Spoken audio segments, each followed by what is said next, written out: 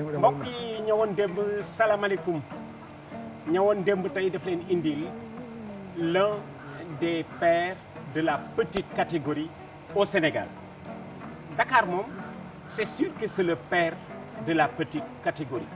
Très tôt jël xale yi di ànd ak ñoom di yéeg ak ñoom di ànd ak ñoom moo doon passion te ku mu ci defar ba nga mat a dugg ci mag yi mu daal di wuti keneen. Il y a une trentaine d'années dafa ni ma ci suñu grand place bi ñu daan daje grand place bu neex boobu nga xam ne ku fa mës a ñëw rek yóbbaale loo xamul woon mu ni ma Ablaye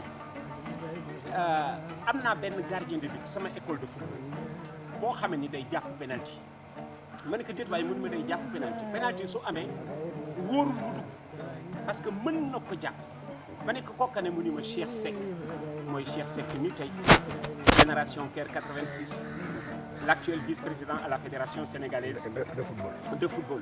ba keroog bi Jaraaf di éliminer Africa Sport d'Abidjan match aller Abidjan 0-0 retour Dakar 0-0 ñu dem tir au but Cheikh Seck ci 5 tirs Africa yi Cheikh Seck arrêté ci ñett ma ni kii nag doomu As Diaga la ma As Diaga waxoon il y a quelques années Cheikh Seck def na ko tey parce que Cheikh Seck éliminé na à l'épreuve du tir au but l'Africa pour avoir arrêté 3 des 5 tirs de l'Africa Sport d'Abidjan. Fii ñu toog tey jii nag ci xale yii di ko filmé nee naa papa la ci ñoom parce que gis nga télévision bi ñu nekk dafa génn ci rajo bi RFM mais RFM mi ngi génn ci Sport FM. As Diack bi toog tey mi indil leen ko animateur la woon ci Sport FM émission petite catégorie bañ ko sañcee dama dem ba këram ni ko As gisuma keneen ci émission bi mu yore bu rafet petite catégorie bi di dund mu koy dundal ci terrain bi di ko dundal ci antenne kooku laa leen jëlil tey As Diack brillant gardien de but te kat doorul gardien de but joueur de champ la doore ci wetu magam Lamine Diack mi mu bokkal ndey ak baay bokkandoo ak moom Mayo Club le foyer France Sénégal l'ancêtre du Jaraaf de Dakar As ma bàyyi li nga nuyoo soppe yi ñi nga xam ne nii gëj nañ la gis ñii peut-être depuis le foyer depuis le parc des sports le réveil de Saint-Louis à Saint-Louis ma am ci yow benn match fétiche keroog nga góolu ba Ndar di seet ndax da nga sax laaf waaw dëgg la ndax match bu rafet topp nañu ma ba gaar ba wax nga dëgg As ma bàyyi la wallaay dëgg la bon mbokk yi maa ngi leen di nuyu jërëjëf Diack maa ngi nuyu mbokk téléspectateur TFM yi ñi ci Sénégal ñi ci Afrique ñi ci bitim réew et di la gërëm yow tamit àllaay parce que dama lay gërëm parce que tey jox nga ma occasion ba xam naa xalaatuma ko woon sax dëgg man xalaatuma woon noonu parce que mais nag dinaa jébbal émission bi tey nga ma fi woo et ma génne li nga xam ne yëpp yàlla def ma ko ci man ci xam-xam ba ëllëg ñi may déglu ak ñi nga xam ne ngi jéem ko jëriñoo waaw kooku daal loolu laa bëgg daal fi mu ne moom laa fa cee def. jërëjëf waaw. kon gars yi As Diack laa leen indil tey daf ci bari xale yi ñoo xamee ni su ma leen laajee arrêté nañu ku mel na que ñoom Cheikh Seck génération ay Cheikh Seck ñu ci bari ñoo xam ne su ma leen laajee fu ñu doore ñu école de football As Diack dinañ yegsi ci école de football As Diack mais damay door ak moom ci foyer France Sénégal bi nga xamee ni famille la tudd As foyer France Sénégal bii nga xamee ni mooy ancêtre bu Jaraaf. waaw loo ci dooree. li ma ci door daal mooy foyer France Sénégal daal nekk na bokk ci man bokk ni mu nekk ci bokkal bokk li tubaab naan famille la woon. ndax foyer France Sénégal yàlla daf ñu joxoon ay dirigeants yoo xam ne ñu mët. ñoo xam ne daawuñu def ci yow rek nga football déedéet dañ daan def ci yow ëllëg nga tekki dara. waaw. moo tax dañ naan wax discipline effort. loolu simple la. moom la fay jëloon comme ki ne discipline effort dégg nga xam ne dañ la daan yar tette la ba ëllëg li nga xam ne day li bon ci yow dañ koy dindi. def ci yow lu baax. wax nga dëgg Diack. bon mooy dem ci thème bi ma di sama gëj déjà mel ni dem si le président Diémé. dem si le président Maguette Diack. dégg nga ñoom Kéba Mbaye dem si Kéba Mbaye. ñoom dem si Abdoulaye Fofana du dëgg. ak ñeneen ñoo xam ne tey maa ngi koy tey suñu mag ñi nga xam ne tey moom moo tey fi tey mooy yàlla na yàlla yokkee fa nag mooy Alioune Diack. Alioune Diack ankay nga xam ne tamit ci ñu daan tette lañ. wax nga dëgg. nga xam ne da ngay ñëw laay football bu rafet. nga ñëw taxaw supporteur yëpp kontaan nga dugal bii ñëw toog nga def réunion de critique yooyu ñu daan def école midi. waaw nga xam ne alti bu nekk réunion de critique la woon. oui. nga gis comité bi yëpp toog ñëpp toog président foyer ñëpp toog ñu daal ne laay jaw nga jug ñu daal supporteur yi bàkk la bi li nga dugal nga dem daal di bëgg defe ne yaa def toog bañ desu nag lu doon mil kilifa jug nag ñu ne la yow defuloo dara xam nga tey soo dugalee ñetti bi waaw ne benn jour defuloo dara bu gedd oui oui. dañ la defuloo dara ne lu tax defuloo dara ne la nag suma doom mon fils nga daa mu ne la Ablaye bii bi nga jëkk a dugal kan moo la ko paas ñu ne diw ñu ne su fekkee dafa am mérite ki la ko def ki la ko jox nga dugal kooku ma mérite su demee su boobaa doo rëy ah ngay nangu ne lii moom parce que tey su fekkoon kii deful joxul ci condition di but doo ko dugal wax nga dëgg ki la ko médaille yi contribué kooku ma mérite wax nga dëgg Diack. waaw moo wax nga tax te dëgg gis nga léegi mu ngi xew léegi ku dugal bi daw songi seet ko ci match européen waaw ku ci dugal bi day songi ci la passe ki la passe. waaw loolu la voilà. alors loolu lañ doon def ci nit ñi ah nga ñëw ñu de tette di coow léegi mbét da ngay ñëw def entraînement taxaw def yaa dàq yëpp nga tegal fële maa ngi fàttali ko benn jamono boo xam ne boobu temps ginnaaw boobu jaraaf lañ tudd du dëgg ñu war a joué ak Asfa maa ngi fàttali match boobu luy Camara nga nekkoon ci ndënd yi waaw. ne du entraîné ni du entraîné. waaw du entraîné ndeysaan ñu ñëw supporter ñëw di préparé dem si yàlla ndeysaan Ibrahima Ba te nekkoon président section jaraaf président jaraaf waa Iba Ba. di ba baax daal di dem seeti Alioune pour ñu jox Alioune ne leen du football tànkante du football def dara dem ba mu demee ak li mu titre ba amoo gulay ba mu yëpp ba mu bésu match ba ñëwee maa ngi génn benn fee boo xam ne maa ngi bët mu dajeeg dem seetlu jéeme Jéeme. waaw pas Jéeme jéeme waaw avance ak jaraaf ama ah dama doon xalaat Henri Jéeme. waxuma Henri Jéeme pas Jéeme ngay wax. non jéeme bu ndaw jéeme joueur bu Jéeme joueur. boobu taa jaraaf lañ boobu jaraaf la waa ñëw nañ Jaraaf. mu ñëw daal ne ko waaye booy alors naka mu mais match bi nañ ko gañ waaye jéeme ne ko waaye du sa problème waay ne ko may lii ñun ñoo def lii waay ne ko match bi du sa problème mais gis nga loolu daal di ko dugg mais bi ñu gagné match ba altine ngay mu sol sur ba commencé entraîner waaw. waaw exact alors gis nga loolu dafa am loo xam ne mandarga yooyu dafa nekk loo xam dañ ko ñàkk léegi alay wax nga dëgg dañ ko ñàkk trop wax nga dëgg. dañ ko ñàkk nga moo dëgg. tax sunu sport bi xaw a def nii parce que amatuñ njiit ñoo xam ne dañu amoon ay qualité di ko jël di ko transmettre xale yi loolu lañu amatul wax nga dëgg Diack. yow tey yàlla def na bi dund nga époque Saint-Louisienne waaw. du bëgg époque réveil de Saint-Louis waaw. dund nga époque Avenir Saint-Louis du dëgg di époque Guetté ñooñu ñëpp club yooyu yëpp soo ko seet tey ak le foyer français ak ñooy benn lañu woon wax nga dëgg. la woon ca foyer moo nekkoon Saint-Louisienne moo nekk réveil wax nga dëgg. du dëgg wax nga dëgg. As Diack moom laa leen indil tey grand gardien de but mais avant may agsi ci match boobu nga xam ne daf ko def Ndar ñu nekk xalel benn réveil de Saint-Louis foyer France Sénégal boo xamee ni kenn du ko fàtte ndax match bu technique moom mii moo ko góolu réveil de Saint-Louis foyer France Sénégal mais j'ai envie de lui poser la question As noo ñëwee gardien de but alors que yow au début waaw da nga doon jouer dans le champ waaw, il arrivait que nga jouer latéral waaw man dama naan joué poste bu nekk waaw Lamine daan na wax ne doo at jëriñ dara parce que fu ku soxla parce que manqué rek nga dem da ngay fixé ma ne ko bàyyi ma man nga dama daan jëkki joué latéral Lamine Diack ton grand frère Lamine Diack waaw na ma yow nag nii ngay def doo nekk bu football parce que poste bu nekkee rek nga ne waaw boobu temps amul nag ay 12e ak 13e déedéet laay boobu temps 11 la waaw ku ci kenn gaañu jeex na nga jouer à 10 waaw joueur boo perte jouer à 10 voilà donc man dama doon joué arrière dama joué demi centre joué naa latéral droit joué naa arrière gauche joué naa milieu de terrain joué naa attaque avant centre joué naa ailier joué naa yëpp même intérieur boobu temps intérieur lañ koy wax waaw yëpp si ba 1955 coupe Cronenbourg demi-finale Jeanne d'Arc foyer France Sénégal Jeanne d'Arc nag dañu mënoon Cronenbourg trop dañ ko mënoon ñoo ko jël ñetti at waaw dañ ko mënoon Cronenbourg ñoom ñoo ko moomoon waaw parce que loolu moom yàlla ñoom daal teg ma dem réunion ñu war a def réunion de classement ma ñëw nekk ci biti di seetaan réunion bi ba yàgg ma ne waaye match bi daal dama ko war a góol su ma xalaat yaa ngi dégg de ma ne match bi dama koy góol aw ma benn support di waxtaan ma ne ko match bi dama koy góol mu ne ma as da nga koy góol mu ne ma kañ gaa ñàkk di réunion ci biir yow nga nekk ci biir naan match bi da nga koy góol ma ne ah baax na ma toog ma xaar ni ma toogee ni ba yàgg ba réunion bi ki rek dem ci dellu libaas Diop bord de ndeysaan yàlla ko yërëm daal di ñëw ne ma as alors mu ne ma alors ndax pare nga ma ne pare ci la mu ne ma yaay góol match bi ëllëg alhamdulilah alors que moom nga bëggoon waaw moom laa mais lu taxoon nga bëgg ko dama ko xalaatoon noonu rek lu taxoon nga bëggoon ko góolu non parce que góol gis nga alaay dafa am dama la wax léegi ne la dama def handball def basket def volleyball def tennis table def basket def volley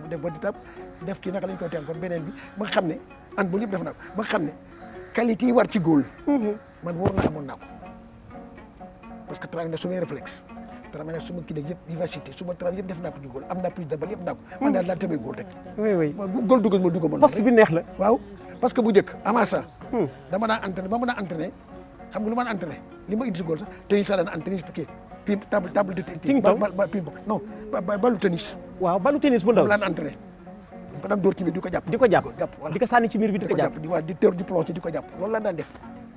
moo gën jafe ndax moo gën tuuti. exactement léegi nag ma ne bon ñu daan de boo ñu daan di moo def bañ demee ndeysaan parc municipal des sports mooy champ de course ba nga ko daan dégg. waaw ñu ay ñëpp présentation waa Jeanne d'Arc taxaw foyer taxaw am na benn xale mu ndeysaan léegi ingénieur la sax ndeysaan Ousseynou dafa ñëw daf ma toppoon noonu daal mu ñëw fekk mu tax mu ne ma as da ngay góol ma ne ko da ngay góol mu ne waay bul góol waay ñoo la ba doole ma naa bàyyil ma góol rek waaw bi match bi jeexee ñëpp prolongation Jeanne d'Arc ñëw 2-1 waaw fekkee ndekete am na benn suñu benn armée capitaine français bu armée française bu doon seetaan match yi boobu temps mu ngi wër joueur nekk armée française. waaw moo yor armée française moo da capitaine Margaron Carbon kii moo daan jël daf daan seet ay joueurs pour équipe état major. waaw noonu la de ba laaj mu laaj suma tur ñu jox ko suma tur mu denc ko bi ñu ma jëlee nag moo dem après moo def visite ma dem def visite yaakaar ne bàyyi nañ ndekete mu ngi toog di ma xool. ndeysaan. mu ñor mu ne alors c'est Diack mu ne ba yow yaa manqué woon su ma liste complète. oui moo tax jël na ñoom Sarr Gaston ñëpp. Gaston Sarr ngeen defandoo service militaire. y avait Gaston Sarr. Naara bu Guété. Keita. Ousmane Keita. waaw. Daouda Diawara. waaw Lamine Sano. Lamine Sano Magu Bamba. mais Lamine Sano maa ko jiit nag moom si defuñu après. oui oui. waaw ñooñu ñëpp Magu Bamba ak ndeysaan dem si Zal. te nekkoon Ouest Zal waaw ailier gauche. oui oui. voilà dégg nga oui oui. ñoo ko defandoo. ci 11 diable yi la bokkoon à Saint-Louis. voilà mu bokk noonu la. Voilà. noonu daal laa nekkee góol. voilà daal di ko resté nag. daal di ko resté. alors ma am ci yow benn match bu nga xamee ni match référence la. waaw. c'est à Saint-Louis benn réveil de Saint-Louis foyer France Sénégal bu neex as. keroog daf la match boobu dafa mel ne que da nga ko bëgg est-ce que c'est pas ton meilleur match sous le maillot du foyer. c'est le meilleur match boo def sur le maillot du foyer kooku bëri sax sonn parce que alay gis nga. ah du pour bàkku. ay xale yu tuuti lañu. waaw ñu ngi ci grillage ba di la seetaan. laay ni ma daan entraîné. waaw. ni ma daan entraîné boobu. waaw oui. man dama wóoloon sa bopp. parce que ba léegi gisaguma góol bi entraîné. ni nga daan entraîné. non ni ma daan entraîné comme góol. waaw boobu temps dem si yàlla Omar Maroon.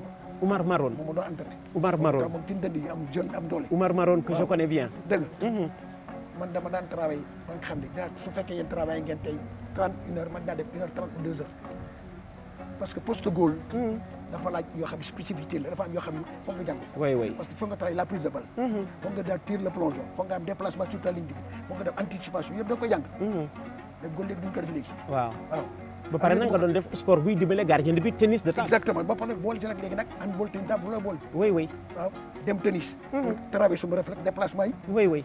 ah volleyball pour travailler suma déplacement yi parce que suñu chuté nga plongé Oui. levé dégg nga handball bi dama def pour le travail résistance contact yi oui oui. basket bi c'était pour travailler la détente wax nga dëgg. mu daan ma complété comme goal voilà Voilà. alors keroog ba nga duggee góolu contre Jeanne d'Arc génnatoo ci camp yi ba. ba ma joué contre Jeanne d'Arc waaw. nga pare laa nekk gardien bi waaye boobu temps y avait dem ci yàlla Babacar Seye Rabé Mbay gaañu na yàggul. ndeysaan waaw y avait Rigolo Christian Rigolo waaw.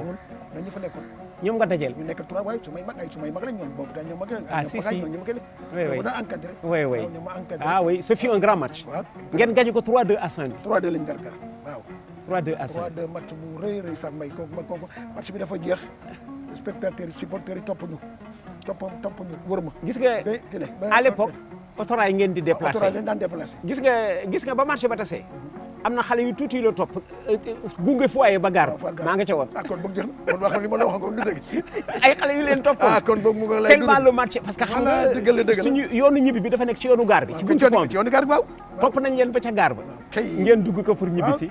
maa ngi fàttaliku jamono boobu sax dañu tardé autorail pour ñu ñëw pour ñu mën dem autorail bu nekkee en gare Waaw. su fekkee bu Dakar nekkee Waaw, kay. dañuy retarder le départ. waaw kay voilà waa nga laay noonu lañ mujjee def dañuy retarder le mujjee départ. retardé pour ñu ñëw pour ñu Oui, mën oui. dem Voilà. waaw mais match boobu moom c'est le plus kii moom voilà mais As Diack nga bokk ak Lamine Diack équipe 11. xam nga Lamine c'est un perfectionniste. waaw Lamine bëggul luy perfectionniste. moo tax bu dee diriger entraînement. gars yi nee nañu entraînement Lamine Diack neexul parce que chaque action mu arrêté ko. wax waaw non loolu mooy dëgg allay chaque mais man mii tey waaw su ma yor entraînement noonu lay def daf koy arrêté. waaw ngeen recommencer. perfectionniste la. waaw. alors yow ngay rakkam ngeen bokk ndey ak baay. waaw nga war di góolu Lamine Diack di Nekk sama jouer demi, mooy waaw sama milieu mu terrain. nekk sa milieu terrain. Waaw. est-ce que daawul arrivé Lamine Diack est-ce que. comme ni nga nekkee rakkam kooku daawul ñàkk daan nañ ként tuuti ci biir terrain cohabitation bi. parce que des fois Ah. day def benn geste boo xam ne mooy ti daf mel ni mooy góol su Waaw. ko defee ma ne waaye bon sonn kay góol nga bàyyi ma dama bàyyi ma góol wala nga ñëw góol yooyu ma am na mais nag bëgg lu baax rek moo tax ma ko defoon Waaw, waaw. parce que moom tamit nee naa la fi mu nekk dafa daan critiquer. bu baax a baax parce que moom bëgg na lu mu def parce que dafa mënoon def nag passe yu baax. oui passeur la woon excellent passeur. ak redoutable tireur de coup franc. voilà merci. coup franc frappe de balam des 25 mètres kooku moom wala 30 mètres. bi muy dugal Espoir de Saint-Louis ñaari coup franc à Saint-Louis keroog match bi ku ko góolu du yow. kii moom Soumane Nabi. waaw Soumane Nabi 2 coups francs. mi ngi ma naan barki démb bi mu dajeeg Lamine Kouré mi ngi ko naan sama coup franc yaa ngi fa. moom ko daggee waaw voilà noonu la gis. oui loolu laay gis nga yu mel noonu loolu lañ gisatul ci football. oui gis nga moo tax actuellement soo ko seetee man ñi dox yow man dematuma terrain. oui man ngeen sama équipe jaraaf mais dematuloo.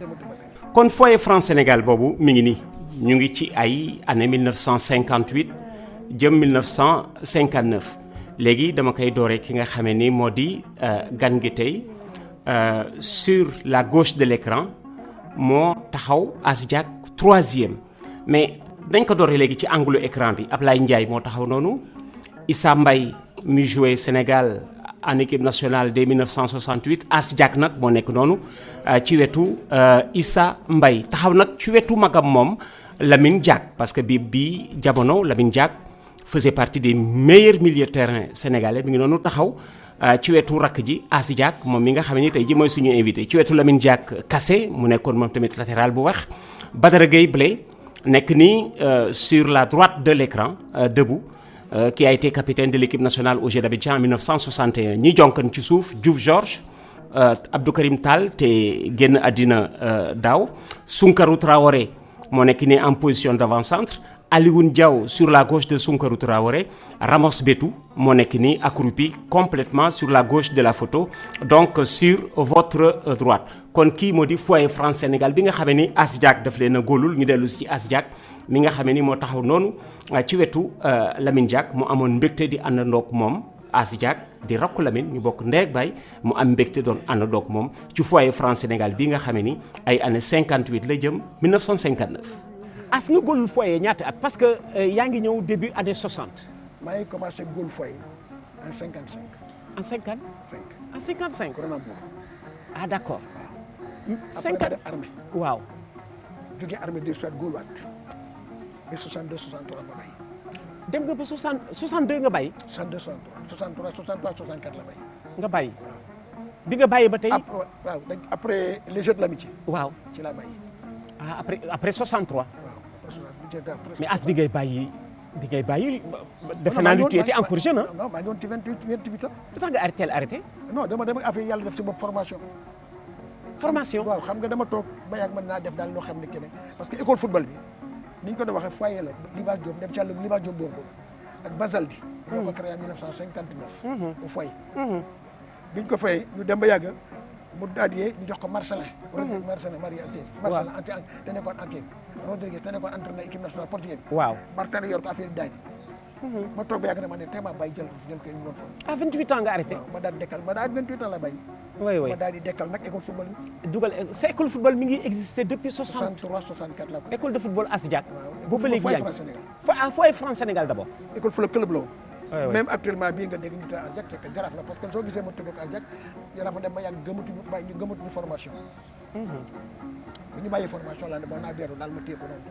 jël ko école de football Asdiack. école football jaraaf laa ko tuddoon dama ko doon foyer jaraaf. ah d'accord. doon liggéey di leen jox. waaw ñu jor ba yàgg ñu xool ba yàgg ñu xam ne léegi ba yàgg ñu xam ne daal léegi ñoom préféré dem def ay kii recrutement ak yëpp waxtaan ñoom ci affaire formation ñoom xam ne ñoom daal formation gëmatuñ ko ma leen kon ma toog man loolu la gëm. waaw as man ci footballeur yi nga formé kenn nga ma joxoon mu ñëw ba léegi retraité na Cheikh Seck. waaw Cheikh. yan footballeur nga formé fier ci ñu footballeur la foyer jaraaf équipe nationale quelques-uns. lenn daal mën naa ko wax ñi nga xam ñoo gën a fës bokk. Amadou Diop Boy Bandi. Amadou Diop Boy Bandi. Mbaye Mbengue Diop. Ablaye Ba jaraaf. yaa ngi jël. waaw Baye Momar Diaw. Asfa waaw. Big Boy. Moussa Camara Big Boy. waaw Lamine Sagna. waaw yow lu baax de. yaa ngi dégg. waaw. ma kan jox la ci kan Lamine Sarr. waaw. oui. Mansour Ayanda. waaw. Cheikh Ba.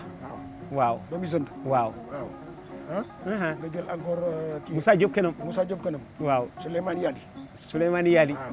oui. dégg nga am. oui. jëlal la keneen koo xam ne tamit kii Pape Bouba Diop. Pape Bouba Diop. waaw il est venu en cadet ak man. Pape Bouba Diop de ku ko yore nga Henri Camara. waaw Pape Bouba Diop Henri Camara maa ko yor. ay seex lañu. Henri Camara ñu ngi ma ko indil boobu temps maa ngi entraîné terrain bi nekk tey piscine olympique. waaw. xam nga ñetti terrain la woon. waaw. maa ngi doon ante foofu lañ ma ko indil. waaw moom la ñu ñëw fekk ma foofu Khadim Faye. Khadim Faye waaw.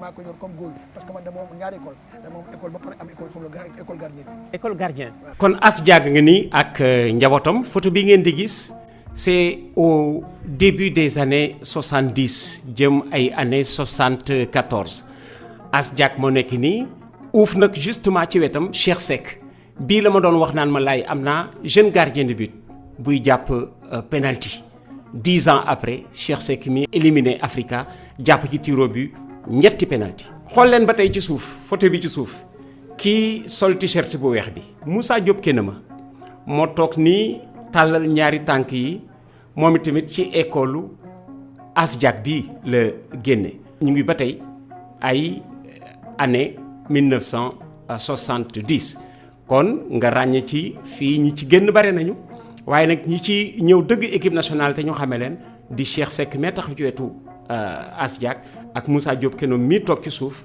sol t-shirt bu weex bi kon As Diack moo nekk nii ba tey uuf doomam ji nga xamee ni yàgg na nekk doomam dans les buts di Cheikh Seck moom laa fàttali tout à l'heure ni teel na ma wax ni ma ma ngeeg ci école am xale bu nga xamee ni daañu ko dégg ci ay penalty Cheikh Seck ci wetu As Diack ñu ngi ba tey ay années 70 gis ngeen terrain bi di mu mel te xoolal école de football u As Diack bi xale yi ci suuf dàll yi plastique lañ sol de te plastique yi daan nañ ko footballé mën ci def lu bare kon nee naa as xale yi bu ñu dellu si woon joxe àllarba léegi nga moom Ndakaaru kon ñu continuer ba tey ak As Diack mi nga xamee ni mi ngi nii uuf ay footballeur en herbe tey ji ñii ñëpp bàyyi nañu football moom mu continuer li mu daan def ak ñoom mi ngi koy def ba tey ak yeneen génération. ci gardien de but yi ñan nga fa amoon à l'école. oh bari na parce que gardien de but yi formé naa ab en dehors Cheikh Seck formé naa Birandi dafa sama xel daf ci nekkoon.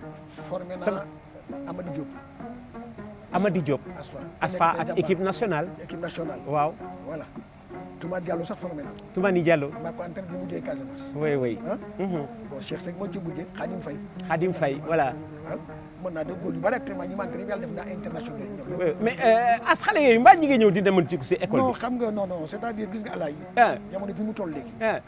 man li mag ñi def ci man laay def. waaw def leen ñu tekki dara ëllëg. waaw mbégte bi ma jàmm mooy gis leen tey ñu tekki dara. waaw da ci mel ni Cheikh tey nekk vice-président mbégte la ci man. mbégte la ci man ma gis ko mu nekk premier vice-président en charge de la des compétitions internationales. oui. mbégte la ci man. ak ñoom ñeneen ñoom maa su indi li ci nekk rek moom suñu ma gisee dañ ma jox cër. oui. dañ ma nuyu di ñu waxtaan ak man. mais du ma def pour ëllëg nan daal lay dama def ngir yàlla. mais as liggéey boobu nga doon liggéey avec la petite catégorie. moo la fi yóbbuwoon fédération. bu yóbboon fédération ba ñu defoon te ñu defoon commission technique. waaw. wante laay dafa xam ne gis nga soo nekkee ñun ñoo xam ne gëmuñu petite catégorie damaa la yàgg wax ne. dem ci yàlla ci ancien président de la ligue bi la ci. ancien président ligue de football ci. Demba Sall Niang. dañ toog benn bés di waxtaan ma ne ko président mu ne ma ne ko organise leen petite catégorie boobu tam comité technique jeune laa nekk fédération te ligue de. xam nga ñoo daan organiser presque les compétitions footballeur. mu ne ma non âge yooyu c'est facultatif épreuve facultative rek la soo yu neexee ngeen formé ñu def ko lépp ma ne ko rek dañ toog un jour ba rëccu ko. ma ne ko Demba Sall ma ne ko dañ xool ba matt su loxo suñu jéegoon. ñëw na léegi. waaw. oui. Ablaye soo toogee léegi ba équipe nationale ngay jëli ay joueurs ci biti. waaw. suñu joueurs yëpp ñu ci bitim réew. waaw. techniciens yi nekk bi. loolu mooy seen liggéey. soo demee ba équipe nationale cadette ñu jël ay gosses yoo xam ne bitim réew. waaw qualifié duñ jël. as liggéey bi à l'intérieur dafa des. mais dafa war ñu liggéey. waaw. Ablaye dama la wax ne ñaar dama ne football ñaar la. mën la ak xam. mën ak xam. ak xam da ngay mën football Ablaye. waaw ñëw ma xam loolu football. waaw. te xam football xam-xam la. wax nga dëgg. te doo ko jàng ci benn at. déedéet. football da nga koy door ci 8 ans. wax nga dëgg. di ko jàng ba yàlla de 14 ans. wax nga dëgg 15 ans. wax nga dëgg. ki la ko yor nag fexee ba ci biir mu def ci yow xam-xamu football. les notions footballistiques comme ni ñu ko waxee. waaw. yow lan. wax nga la dëgg connaissance du terrain. naka la terrain répartir. lan mooy couloir de jeu. lan mooy zone. lan mooy valeur ballon. ah loolu da nga koy xam. tey jàngal la loo xam ne soo waree door tey fii mu dugg nag nga ko war a door su dee ci biir tànk ñu def indi doodu intérieur. waaw su dee ci biti nga teel ci extérieur. soo ko bëggee talonné nag nga ko door ci cën te tëstan. waaw soo ko door ci sa cëtu tànk. yëpp dafa am geste wax dañ la koy wan nga jàng ko. mais doo dudd léegi daal dudd mën ko. way war nga xam ci terrain ne bal bi su nekkee fii laa taxaw. way ah way dañ la koy jàngal. way as temps bi nga ci nekkee est-ce que du woon aussi beneen difficulté wax naa tout à l'heure sa difficulté cohabiter ak Lamine Diack sous le maillot du foyer nga am aussi un grand frère bu lay encadré Alioune Diack. ça kooku nag c'est kooku moom incontestable dama la cité ne la ci mag ñi nga xam ñoo ñu yar. waaw ñun tette ñoom ci la bokk. Alioune. waaw te yàlla moom mu ngi dund rek yal na yàlla yokk. amiin yal na yàgg ba ca kanam. parce que franchement ay mag ñoo xam ne daal ñàkk Sénégal ñàkk la lool. wax nga dëgg. Sénégal dafa ñàkk ay mag ay kilif ñooñu Sénégal dafa leen ñàkk. wax nga dëgg. parce que laay damay bëgg wax toujours ne leen comme ni ma ko waxee rek bés bu nekk wax ko xam nga sport mooy yar nit. wax nga dëgg. dafa am loo xam ne Sénégal dañ ko bay dañu tuuti la sport. dañ ko tuuti. waaw parce que léegi dafa am béréb yi ñu daan yaree ma wax lu baax li ma wax. amatul Sénégal yaru kër amatul benn ngoog Ndiaye du dëgg. yaru mbedd amatul. ndax bu njëkk da ngaa def lu bon benn mag du mën. ci mbedd bi. du dëgg. waaw dooral doomu jàmbur léegi ci mbedd. police ngay mujjee de. waaw jeex na. nga dem daara ja sëriñ bi da daan yar di jàngale yar di duma. ñu ne bul dóor jàngal. waaw nga jógee fa dem te daa école ba ñu ne maître bi bul dóor sama doom jàngal ko. waaw mais repères yooyu nga xam ne yëpp ñoo daan jub tette xale ba mu màgg. bu ne ko amul jële. léegi sport bi nga xam ne léegi mooy ki nga xam ne xale yi moom la bëgg. laay maa ngi leen benn exemple léegi su may ko football bi ma xale yi ma nekkal ku ma ne soo xeexee ma dàqal doo xeex. ku xeex nga dàq. ku ma ne ku xeexee ma dàqal dootuloo xeex. ku ma ne su ma déggee nga saaga ndey ak bay parce que dama leen xamal lan mooy ndey ak bay. wala ndey ak bay ba nga xam ne ku ma dégg nga saaga ma dàqal. nee naa la ku sa papa ñëw ne ma jànguloo école da nga kii la ma dàqal école. ku jàngul école tey ñëw sa école. sa papa ñëw ne ma jàngul. nga dàq ma dàq. waaw dañu obligé jàng. mais yu mel ne soo ko amee ci réew nga xam ne moom rek moo mën jubbante xale yi léegi parce que xale yi bëgg na sport. waaw da ngay fexee ba yokk ko. ci li ñu bëgg nga leen di yar. waaw. mënuloo nag defar sport yokk sport te laay li manqué leen mooy amatuñ infrastructure sport amatuñ terrain. infrastructure terrain amatuñ ko. waaw. dama jël exemple ci basket bi rek balaa ma yegg ci football yi ba xoolal kañ stade Marius Ndiaye rek nga xam. rek. mais avant Marius Ndiaye fan lañ doon basket laay di ba Mabdou. waaw. waxal de déet. waaw ak terrain ba ca fan la woon ba ca booru.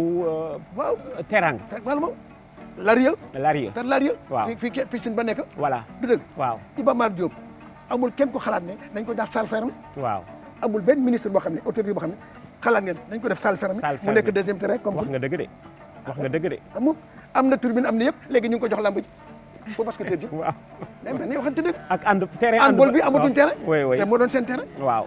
waaw leen ngeen bëgg ñu def nii léegi nga bal ma xam ne maa ngi ci yëpp foog wax ko. waaw ngay démolir stade nga yàq stade parce que nga yàq stade infrastructure sport nga yàq ko. waaw. fu nit ñi footballé.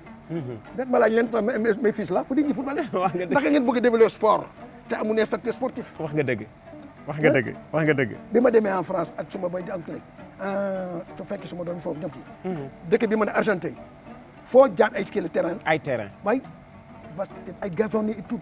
mais naka ngeen bëggee léegi cette jeunesse di am épanouissement te amuñu fu ñu épanouir. wax nga dëgg. déet laay mu ko. wax ji rek lañ ko wax te dee loolu mooy. loolu wax nga dëgg loolu kay. te football aussi. waaw bëgg naa tuuti tamit ñu delloo xel football bi équipe nationale rek. football bi dañ ko defar ci suuf. ñu ngi naan am nañ programme am nañ kii la depuis 20 ans ñu ngi naan am nañ programme. ñun dem nañ fi actuellement avec l'amicale des animateurs de football bi ñu créé ak ñu Gauche ak Thioy Demba. waaw def ba plan benn organigramme boo xam ne on gère toutes les écoles de football. lay avec un championnat tout ñu jox ko ministre boobu temps kii Cheikh kii Guèye ministre bi nekkoon tudd. Iba Guèye moo fi nekkoon. waaw daf ko jël ci tubaab keroog ba kii ñëwee l'allemand Otto Pfister. waaw ñëw nekk ak ñun aare yi ñëw ñu génn dossier bi jox kii bi jox projet bi jox ko. mu xool ko def ne mais monsieur Diack mais am naa fu ma sukkandiku pour liggéey ak yéen. mais may ñu ko taamu liggéey. nañu fonk petite catégorie nañu jéem a organiser te nangu sonn pendant 2 ans 3 ans 4 ans. équipe nationale bi mu ngi dox. waaw xool naa leen joué. waaw am nañu avenir. ni ngir yàlla nañ bàyyi nit ñi liggéey. nañu bàyyi nit ñi liggéey. le football na ci bâti ba benn année. le football sa bâti à long terme. wax nga dëgg. suñu bëggee te ñu bàyyi nag division objectif laay gis nga di ci nekk. waaw mooy naa qualifié wala nga jël mu coupe. yàlla mooy maye. yàlla mooy maye. wax nga dëgg Diack. dama lay jox laay ne la kaay équipe baa ngi nii dans 5 ans bëgg naa nga jëlee ko de 50 yóbbu ko à 100. waaw su boobaa ñu liggéey dans ce sens là. et ñu jox le moyen de travail. wax nga dëgg. mais il faut ñu qualifier wala il faut ñu jël ko. wax nga dëgg jël si équipe. wax nga dëgg yàlla mooy may. wax nga dëgg. yàlla mooy may nañ liggéey. gaa ñi As Diack laa leen indil tey le père de la petite catégorie mu teel nag def boobu choix parce que ku arrêté carrière footballeur am à 29 ans nga xam ni un gardien mën na jouer ba après 35 ans mais c'est parce que très tôt lui dafa programmer petite catégorie éducation tey jii ñi génn ci école am na ci ñu arrêté ñi génn ci école am Cheikh Seck Moussa Diop Kenom Souleymane Yali waaw Moussa Camara Big Boy bari na. bari nañ bari na laay su fekkoon tey jël nga soo bëggoon xam rek jëlee benn nag ci rek nga wax ci rajo fii na nga leen képp ku mos a jaar ci loxo As Diack waaw na joxe tur. nga joxe turam waaw. non man kay daje naag ba taay footballeur bu ma ni école de football As Diack laa génne ma ne yéen nag war ngeen seeti école ba léegi ci ban état la rek xam nga. war ngeen ko jox ay godaas ak mayu ak ballon laay xam nga fi mu nekk. ah man dama la wax léegi ne la am na mandarga boo xam ne moo gën important ci man moo am important ci man xale bi nga xam ne tey da nga ko tetti. yaa ngi dégg. nga def ci moom xam-xamu football def ci moom yar def ci moom ba ëllëg mu toog di ci jëriñoo njabootam di jëriñoo. ci li muy def. sant yàlla jërëjëf Diack sant yàlla. jërëjëf Diack xam nga lu may tëjee ak yow sportif yi la marqué parce que boo demee ba tey jii di seetaan As ñëwatoo sax ci stade yi ñëwatoo sax ci stade yi xaw naa xam nag lu tax waaw ca la nga jógee moo tax mais sportif yi la marqué tu as joué nga football basket nga volleyball nga man nag handball na. waaw dafa am sax yàgg dafa am benn gardien de but bu nga xam ne dafa am lu feeñ dama da gis yu ngeen daan defandoo yéen ñaar Diatta François waaw. Diatta François du plongé day déplacé waaw. tennis de table waaw. moom taxit yow tamit loolu da nga ko mënoon trop waaw. ndekete kon tennis bi la waaw. mais As sportif yi la marqué ñoo xam ne tey jii boo doon def podium quelques sportifs yu la marqué ci sa carrière football bi bu ci tennis de table tennis table nag mooy tennis table moom Diatta marqué na ma. Diatta François incontestable dem si yàlla marqué na ma. waaw ah kooku incontestable waaw.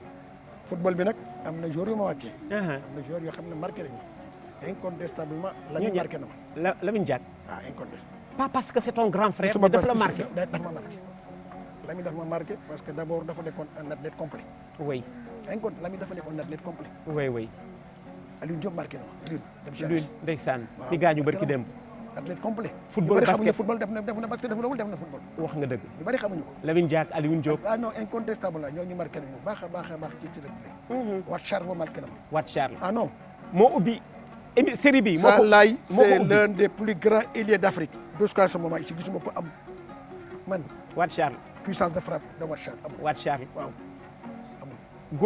gaucher yëpp a tànk ma ne puissance de frappe. waaw keroog bi ñuy inauguré centre national d'éducation pour kii Iba Mar Diop. waaw centre national de sport. waaw ñu def match football sélection Dakar contre Strasbourg yaa ngi koy fàttali. Strasbourg ñoom Stojas Pal sa Jaspal. góor bi tudd Fragassi. Fragassi waaw laay xam nga ñu ngi fàttaliku démb de. waaw démb a goog kay waaw. Stojas Pal équipe Sénégal bi Dakar ak ñoom Sayer Sène dem ci àll si. waaw ah. Omar Gueye. waaw ñoom Pagaye. oui Wat Charles. oui ñoom ñëpp ci biir. oui Wat Charles dóor na Fragassi ay bal ba bi match bi jeexee Fragassi de bu taxaw ne ko jeune homme kaay bu ñëw mu ne ko mais lan nga def sa tànk. sa pied gauche. ndeysaan gaucher yëpp a tànk frappe de Wat Charles gis nañ oui oui oui alors c'est dañ di maanaam ki ma marqué nag ci góol dëgg-dëgg. ah ki ma marqué mooy André Mendy. André Mendy waaw l'ancien moo doon def athlétisme il était champion du poids champion du disque. champion d'AOF avec le foyer en 1948 waaw André Mendy. waaw mooy équipe bi demoon jëli coup de foyer bi demoon jëli. Abidjan jeunesse amicale d'Abidjan voilà avec 3 buts de Wat Charles moom kooku moom moo gën marqué. parce que moom laa doon topp. wax nga dëgg moom moo gën marqué nag. wax nga dëgg parce que André Mendy waaw kay. kooku moo marqué yow kon moo la góolloo moo la def góol moo ma def góol waaw. gaañi As Diack laa leen indil tey laay As Diack laa leen indil voilà. doyalu leen doyalu ma laay parce que waxtu ma dajeek moom ou dana ma rafraîchir la mémoire ou danaa xam ci moom lu ma xamul woon parce que yéen ñëwoon démb li ngeen di gis moo di li ngeen di dajeel mais ñun dañ kaa def feneen di ko waxtaane feneen di jataay ak mag ñi di taataan ci ñoom seen vécu tey ji As Diack mii ma leen indil ak vécu am 1955 gardien de but du foyer France-Sénégal arrêté après les Jeux de l'amitié pour la formation parce que bi muy arrêté xale bi tuuti la As ma bàyyi la nga tàggoo waaw maa ngi tàggu di la gërëm di tàggu spectateurs yi di ñaan yàlla tamit ndaje yu mel nii muy am jërëjëf ah ñu def li ñuy wax tubaab naan échange parce que xam-xam ñaanuma yàlla ëllëg xam-xam bi ma yàlla may ci football mu yóbbaale ko foog ma joxe ko est-ce que dama ko joxe moo tax ba léegi di tubaab naan sacerdoce la ci man dimanche matin bu nekk maa ngi école midi dimanche matin ba tey waaw samedi matin maa ngi école midi mercredi soir maa ngi école midi avec ton école waaw avec mon école ndeysaan jëm naa daal def ci xale yi football def ci xam-xam ci ñoom parce que dama wax ne na football benn ñaar la mën ak xam mën ak xam waaw ndax soo génnee ci bitim réew dem ñu del testé ke lay testé du seet sa mën football sa xam football lay seet ke lay testé yoo xam nga dara toi ba lay testé du xool sa mën football sa xam football lay seet waaw kon xaleel mooy mën football waaye magay xam football waaw kay jërëjëf laaj jërëjëf bu ñu dajee mu neex as jàgg ngoog gaañi moom laa leen indil tey ci ñëwoon démb jërëjëf ba beneen bari na ci yéen ñu nga xamee ni diffusion bi xam nañ ko le jeudi à 20h30 léegi rediffusion bi nag da ngeen ma koy faral di laaj c'est le lundi à 15h kon bokk télévision Futur Média moo leen laabéri biir ñëwoon démb tey as jàkk ci wàllu wi nga xamee ni bay na ci lu bare parce que xam nga instituteur bu nekk li la gënal say élèves raw la moom tey jii ay élèves am def na loo xam ni fu ñu leen tuddee mu kontaan parmi lesquels Cheikh Seck international ancien professionnel actuel vice-président de la fédération sénégalaise de football.